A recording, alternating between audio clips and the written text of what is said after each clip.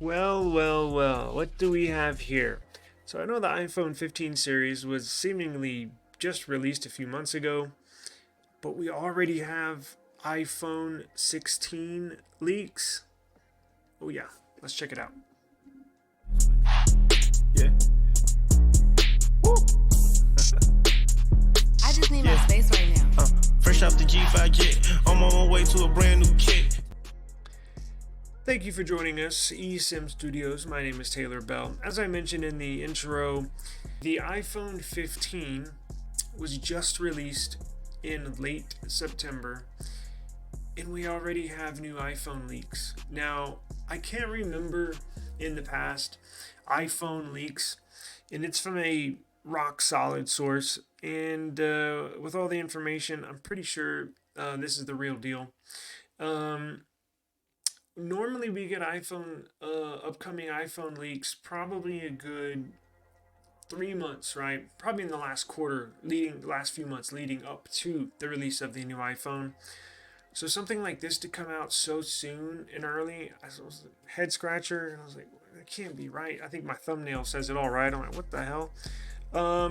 Yeah. So, but after looking into it, it looks like this is the real deal. And do you want to take a look at it? Are you sure? All right, let's go. Wait a second. Now that can't be the iPhone 16, right? Oh wait, did I get that right?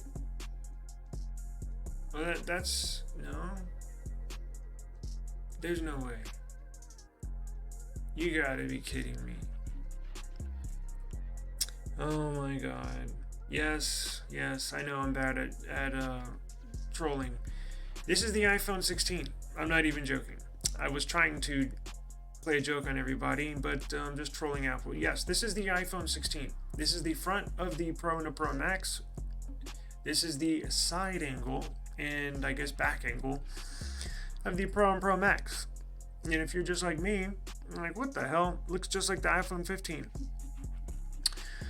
Well, welcome to Apple's world where they don't change anything. Now, I've been a big, look, I'm completely honest with you. I'm not an iPhone user. I'm not an Apple user. I don't have an iOS device that I own. I just prefer Android. But I always love a good troll of Apple. And it's come to bite me in the ass once or twice. But the biggest thing I troll them on is putting out the same phone every single year. Same phone, right? So this will basically be with the dynamic island, but as far as the design language, how it looks, if you have the screen off where it's all black, you look at the front and the back, you're like, it looks like the same iPhone that's been around for years. Well, it is. It is. This is the iPhone 16.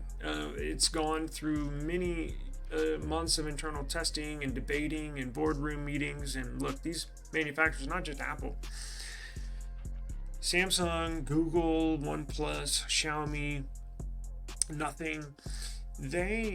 These phones are designed years in advance, right? And as you get closer to the launch date of each specific model and or device, decisions start being made, but the basis, the framework, the design language, that's the very first thing that they start off on. Then you say, okay, what kind of internals do we want? And then you go design it. But Apple is stuck on this design.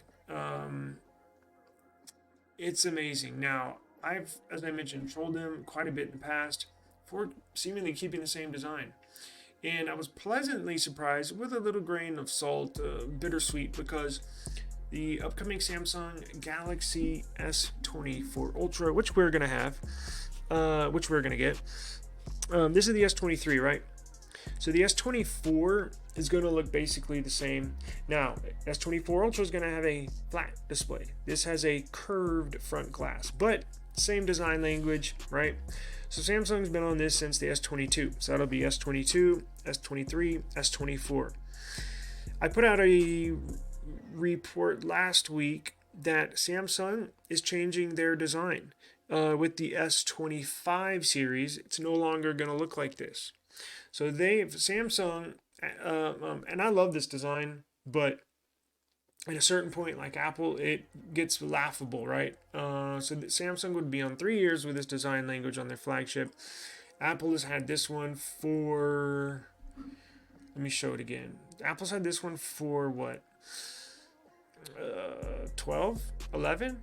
I mean, look, the cameras were from 11 with the up and down on the left, and then the pros get the third camera off to the right.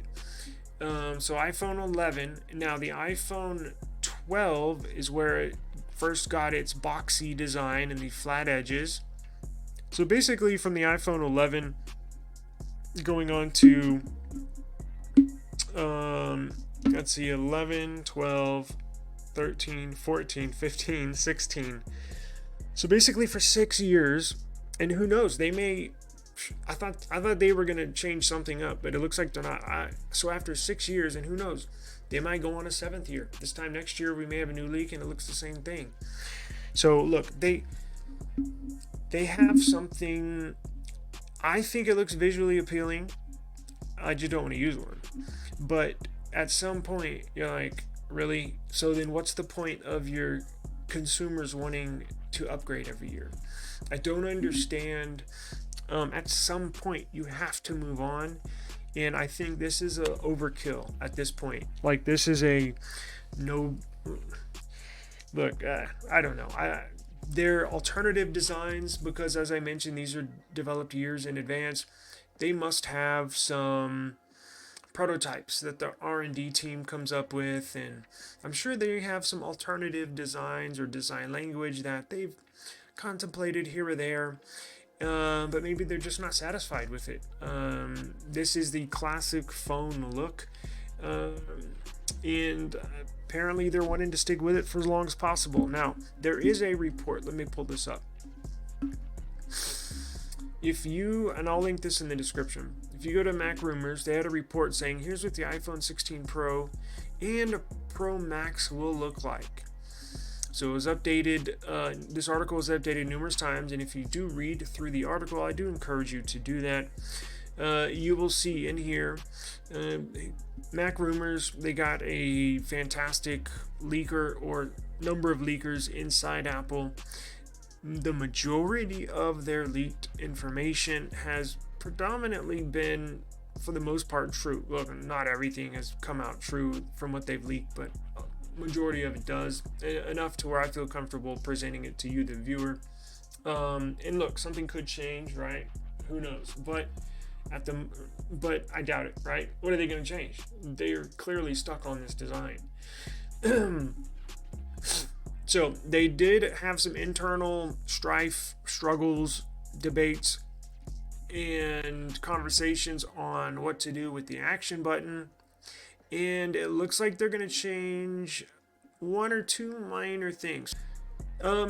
They will have larger displays, but their actual size of the device is going to be the same. So how do they do that? How do you make the screen bigger but make the phone actually, when in your hand, the same size? They just shrink the bezels, right? That little black strip you see all around the border of the display, they just minimize that, which actually increases the screen size. The 16 Pro will have a 6.3 inch display. The Pro Max is going to have a 6.9 inch screen. Wow, that's huge, up from 6.1 and 6.7. There are 4 total button configurations that were tested, and Apple appears to have settled on a button design similar to the one on the iPhone 15 Pro, though with an added button on the right side of the iPhone. Very interesting. Yeah, that's right, because the action button's on the left side, so they're going to put a second action button on the right side. Button can be configured to perform a range of functions depending on a user preference. While Apple has experimented with larger sizes, I'm assuming they mean buttons, and different designs for the action button, current design documentation suggests that the action button will be the same size as the one on the current iPhone 15 Pro. Earlier, An earlier action button design developed under the codename Atlas was envisioned as a larger captivative button with a force sensor, kind of like Touch ID, where you could touch a screen at different levels and it would do different actions depending on how hard you press the button. Given that the most recent designs for the iPhone 16 Pro and Pro Max do not feature this bigger action button. Well, hold up. So it's only going to be on the 16 and I guess the 16 Plus? Because it says the most recent designs for the 16 Pro and Pro Max do not feature this button. Oh, this action button. They must have scrapped it, meaning like basically held off on making that captivated button. Yeah, because it says the future of Atlas project remains unclear. Look, they'll probably bring it in a future model. It says it is possible Apple canceled the Atlas project and/or action button, captivative action button project in favor of a standard mechanical action button, one that you gotta slide. Weibo leaker Instant Digital claimed in October that iPhone 16 Pro would feature an action button that lies flush with the frame of the device.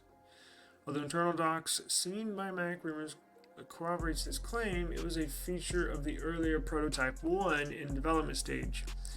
With the current Prototype 2 design that we've seen, the action button is no longer flush with the frame and is no longer as large. So it looks like they're going to go back to the same action button. On the right side, the iPhone 16 Pro models feature an all-new captivated button, which we showed off in our December renders of the standard iPhone 16 models. I'll click this in a second. The capture button, developed under the codename Nova, is ready to be captivative type button with force sensor functionality. The recent confirmed use taking video. It is located below the power button, which means that on the US models, Apple is relocating the millimeter wave antenna from the right side of the device to the left side. The capture button will be flush with the iPhone's frame, and it will not protrude like the power button volumes. So the Pro and the Pro Max are getting the standard action button, but it looks like they're adding this flush captivative button on the base model, which is weird. Let me click on this. That's what it'll look like right there. You get this nice flush action button right there on the iPhone, and here's the traditional current action button. It's smaller. I like the bigger one though too. It's easier to find. But I'll leave links for all this information in the description box below, and we will keep you updated on any and all iPhone news. Right?